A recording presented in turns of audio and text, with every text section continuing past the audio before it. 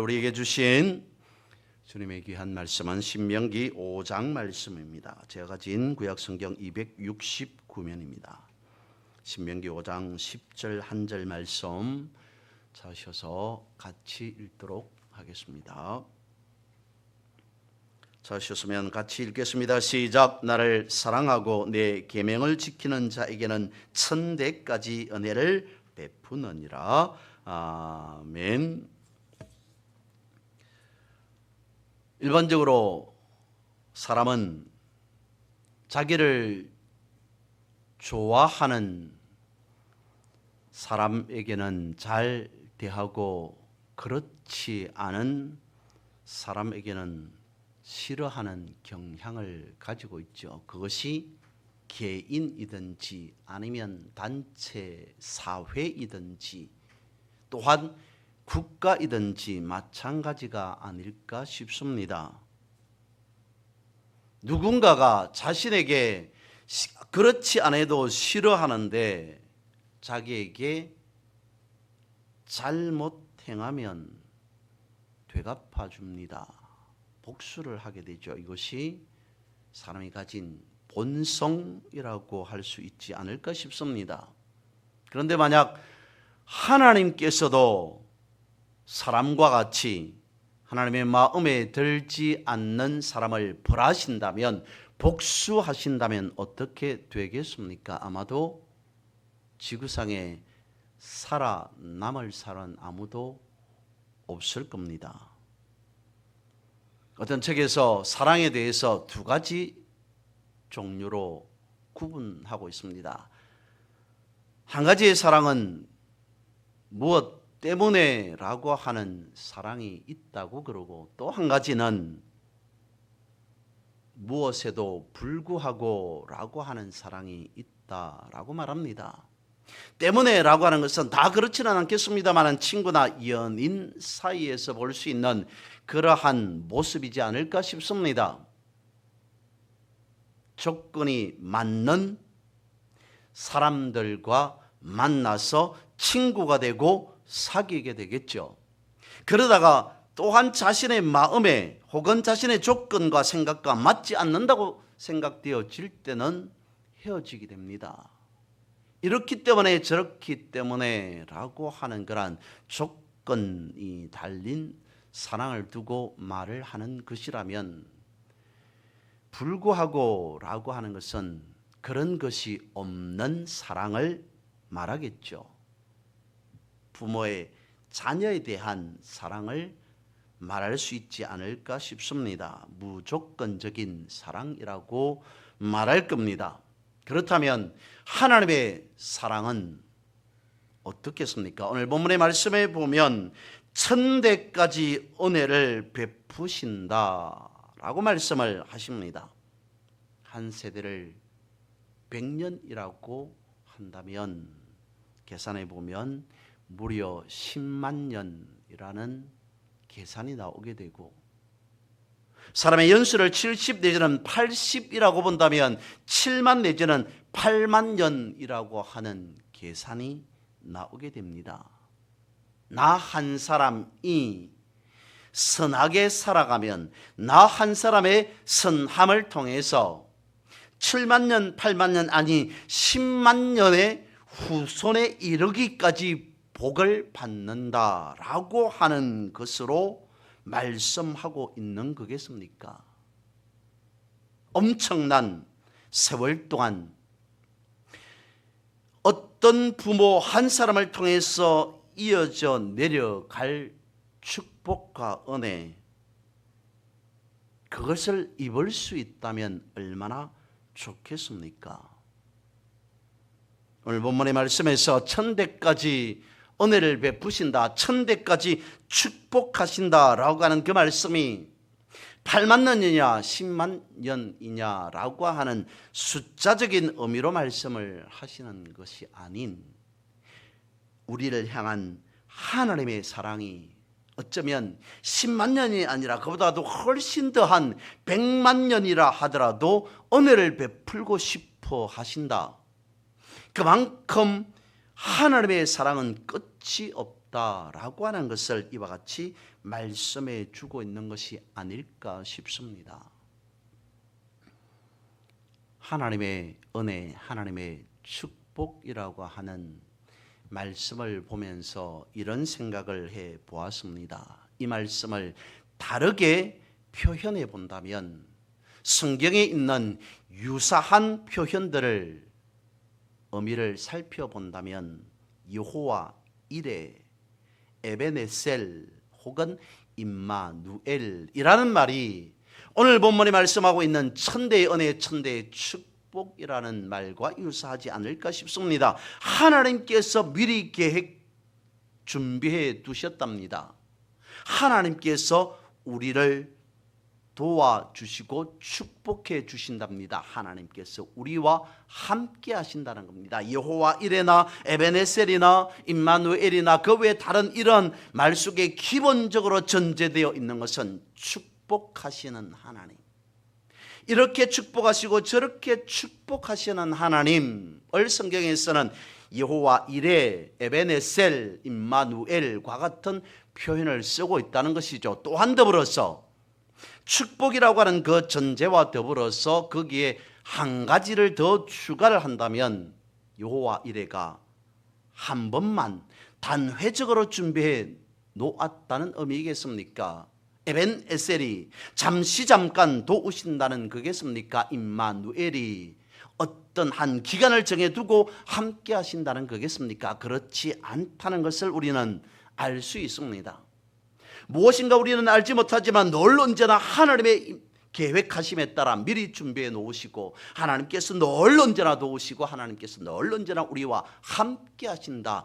영원토록 우리와 함께 하시는 하나님, 도우시는 하나님, 준비 계획하시는 하나님이라고 하는 그 의미가 성경에서 말씀하고 있는 이러한 표현 속에 들어가 있지 않을까 싶습니다.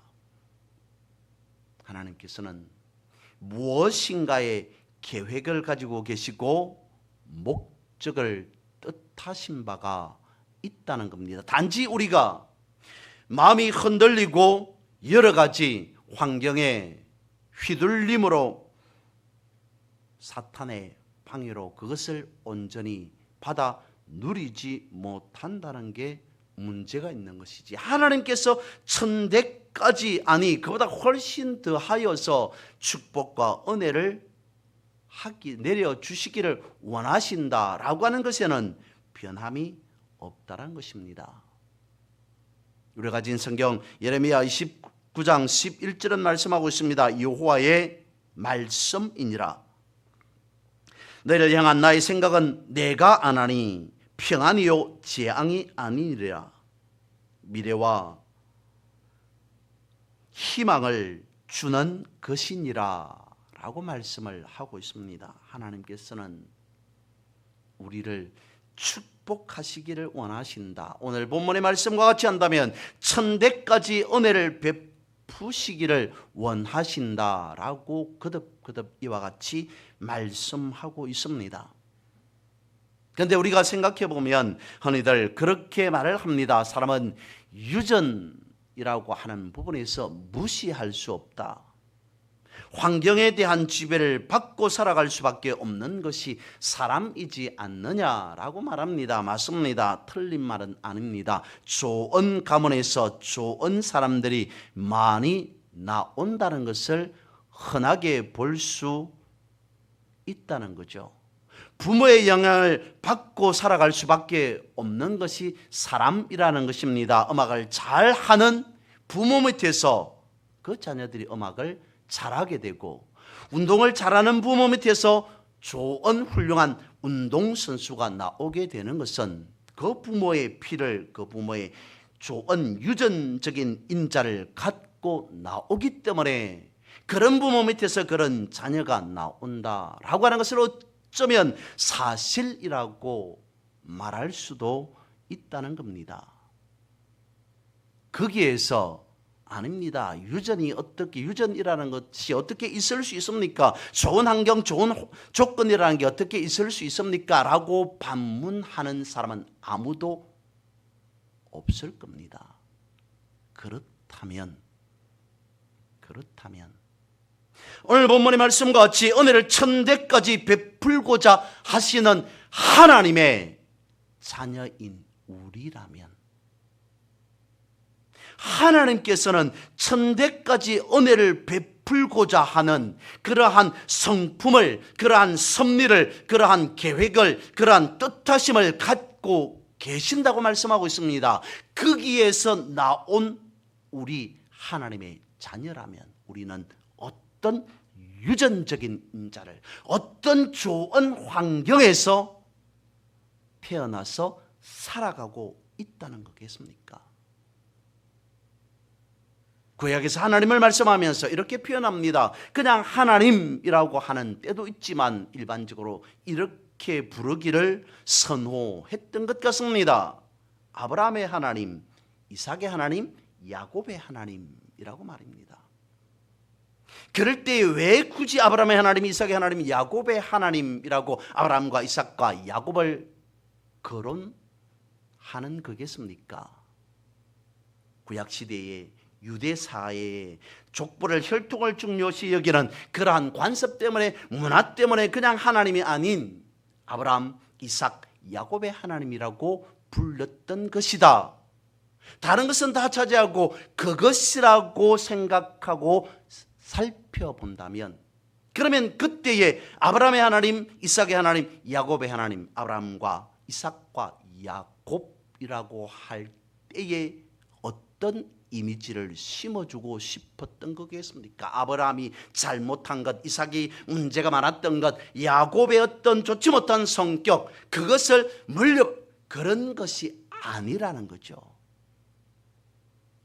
아브라함을 축복하였고 이삭과 야곱을 축복하여서 그의 삶 속에서 하나님의 하나님됨, 그것의 좋은 것으로 이어져 내려서 물려받은 우리라고 하는 그 의미를 부각시키기 위해서 아브라함과 이삭과 야곱의 하나님이라고 불렀던 것 아니겠습니까?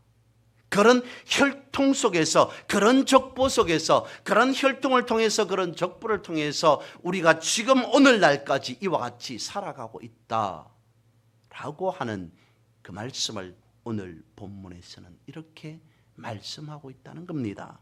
또한 성경에서는 여호와 이레 에벤 에셀 임마누엘이라고 표현하고 있다는 거죠.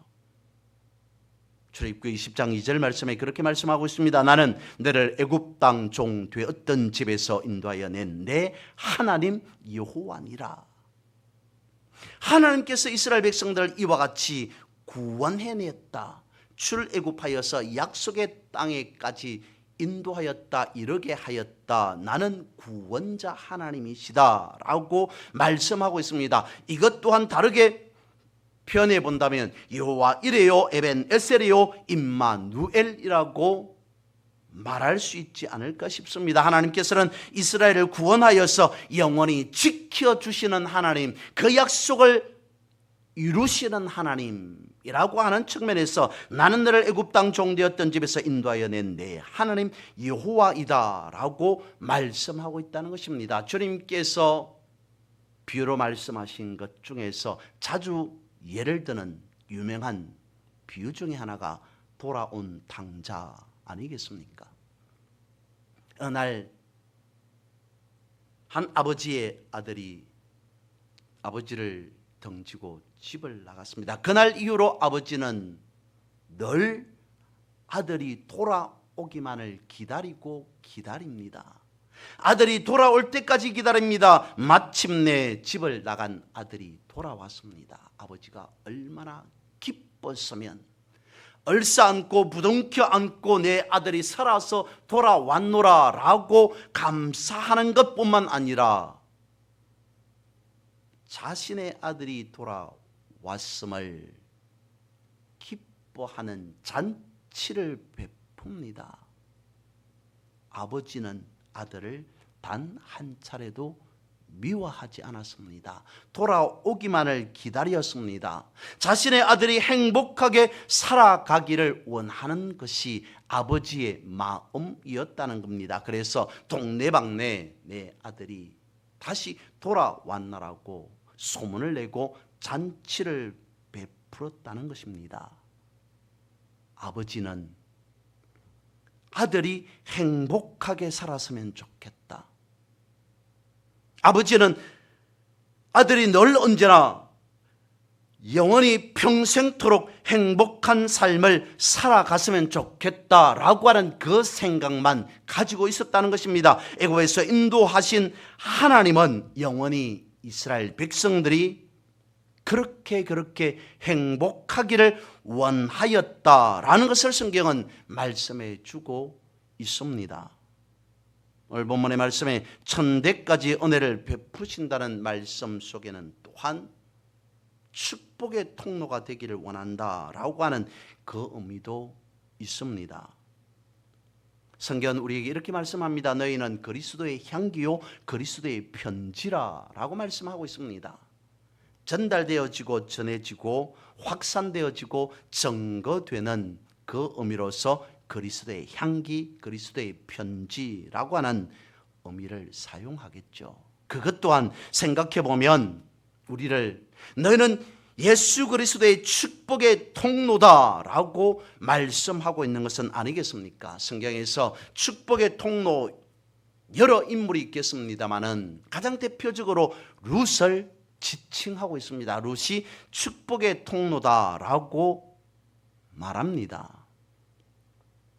나오미는 좋지 못한 환경을 보면서 자신의 며느리가 힘들고 어렵게 살아갈 그것이 마음이 아파서 자신의 고향으로 친정으로 돌아가도록 권유합니다. 하지만 룻은 그러지 않았습니다. 어머니에게 말합니다. 내가 어디로 가든지 무엇을 하든지 어머니와 함께 하겠습니다 라고 하면서 어머니의 하나님이 나의 하나님이 되어 주십니다. 시어머니는 환경을 바라보고 힘들고 어려운 그것을 바라보았을지언정 룻은 그렇지 않았다는 겁니다. 무엇을 바라본 거겠습니까? 축복을 바라본 것은 아니겠습니까? 어두운 면을 바라본 것이 아니라 하나님께서 그의 인생을 통해서 하나님께서 그의 삶을 통해서 반드시 축복해 주실 것이다 라고 하는 그 면을 바라보면서 시어머니를 따라간 것은 아니었겠습니까? 어쨌든 그는 결국 축복의 통로가 되었다는 것이죠. 그러면 축복의 통로는 어떻게 오는 거겠습니까? 간단하게 말씀을 드리면 성령께서 부어주시는 것이다. 성령이 축복의 통로가 되어진다라고 말씀할 수 있을 겁니다. 성령 따라 행하고 성령의 인도하심을 받고 성령 충만한 삶을 살아간다는 것, 그것이 축복의 통로 아니겠습니까? 성령의 열매를 생각해 보면 알 수 있습니다. 사랑과 희락과 화평을 통해서 또한뿐만 아니라 지혜와 총명과 재능까지 성령을 거론하면서 말씀하고 있습니다. 이러한 것들이 우리의 삶 속에서 나타나고 드러나는 축복의 통로요 성령의 충만함의 비결이라고 성경은 가르쳐 주고 있습니다. 우리의 삶에서 어쩌면 접할 수 있는 그러한 일상적인 축복의 통로 혹은 성령의 충만의 역사라고 하는 이야기를 생각해 보면 이런 것이지 않을까 싶습니다. 이런 이야기가 있습니다. 설월이 넘어서 군대를 입대를 한 청년이 있었습니다. 지금은 아니겠죠. 조금 오래 전에 군대의 생활 문화이지 않을까 싶습니다만 그때 설월이 넘어서 군대에 입대를 하고 훈련을 마치고 자대를 배치받아서 내무반에 가니 소위 신고식이라는 것이 있었더랍니다. 뭐 어느 단체, 어느 조직이나 신고식은 다 있겠습니다만은 잘못된 좋지 못한 군대의 병영 문화라고 하는 그것을 말하는 거겠죠. 그런데 그 내무반에는 신고식 중에 하나가 그 내무반의 제1선임의, 그러니까 고참이 좋아하는 노래 유행가 하나를 불러야 하는 것이 신고식이었다는 겁니다. 같이 동반하여서 입대한 동기들이 하나씩 유행가를 부르기 시작합니다. 그런데 30이 넘어 입대한 청년은 믿음의 청년이었습니다. 자신도 무엇인가 어떤 노래 하나를 불러야 되겠다고 생각하는데 갑자기 그의 마음의 생각에 유행가가 아닌 찬송가가 머리에 떠오르더랍니다. 내가 이 자리에서 유행가를 부르기보다는 찬송가를 불러야 되겠다. 나의 갈 길 다가도록 예수 인도하시니. 처음 입대했습니다. 나이는 많지만 자신보다 훨씬 먼저 군 생활을 하고, 그것도 인사와 같은 신고식에서 다른 사람을 생각하고 다른 사람의 눈치를 보아야 하는 그 시간 속에서 다른 사람이, 고참이, 선임들이 좋아하는 유행가를 부르는 것이, 그러한 눈치를 보고 유행가를 부르는 것이 마땅한 그 자리 상황 가운데에서 갑자기 생각난 것이 유행가가 아닌 찬송가를 불러야 되겠다라고 하면서 나의 갈 길 다가도록 예수 인도하시니 라고 하는 것을 불러야 되겠다라는 생각이 들더랍니다. 그러면서도 갈등하기 시작했습니다. 유행가를 불러야 될까? 아니면 내 마음속에 지금 생각나는 이 찬송가를 불러야 되겠다. 자신의 차례가 되었습니다. 입에서 나오는 것이 나의 갈 길 다가도록 예수 인도하시니.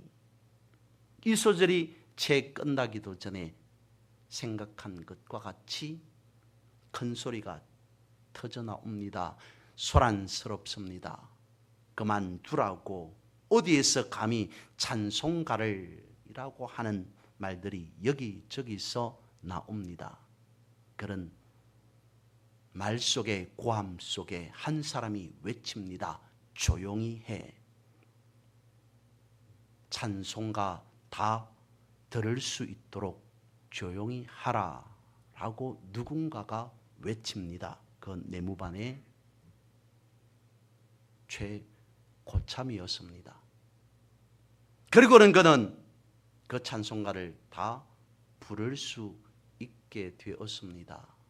그 이후로 그는 선임과 성경에 대해서 묻고 말하며 성경 공부를 하게 되었습니다. 그리고 선임은 얼마 지나지 않아서 전역을 합니다. 한참 뒤에 들려오는 소식은 한 교회에 등록하여서 열심히 봉사하는 청년이 되었다라는 소식을 듣게 되었습니다.